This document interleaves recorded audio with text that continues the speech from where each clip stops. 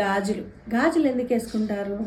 ఇక్కడ మన మణికట్టు అంటాం కదా, ఈ మణికట్టు ఇక్కడ ఒక 4 గాజులు ఇలా మనకు కదిలిస్తుంటే ఈ నాడీ వ్యవస్థ అనేది మన బ్లడ్ ప్రెషర్ని కంట్రోల్ చేస్తూ ఉంటుంది అనమాట. సో ఈ మణికట్టులో ఏంటంటే ఈ గాజులు అనేటిది ఇట్లా వెయిట్ పడడం వల్ల మణికట్టులో ఆ బ్లడ్ ప్రెషర్ని కంట్రోల్ చేసే శక్తిని కూడా హెవీ అయినా తక్కువైనా కంట్రోల్ చేసే శక్తి. ఇప్పుడంటే ఇట్లా లూజ్గా వేసుకుంటున్నాం యాక్చువల్గా, అప్పుడు టైట్గా వేసుకునేవాళ్ళు కడాల రూపంలో.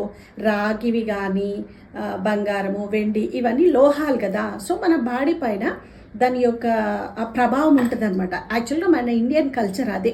మొదటగా బంగారము వెండి రాగి తర్వాత పంచలోహాలతోని అది వేసుకునేది. తర్వాత వచ్చిన కల్చర్ ఈ గాజు అనేది మన దేశానికి తుర్కీలు వచ్చారు.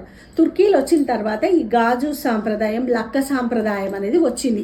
మొదటగా మొత్తం లోహపు సాంప్రదాయమే అనమాట.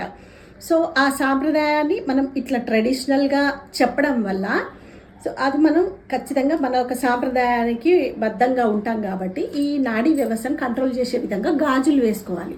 సో ప్రతి ఒక్కరు 2 గాజులన్నా వేసుకోండి, సాంప్రదాయాన్ని కాపాడండి.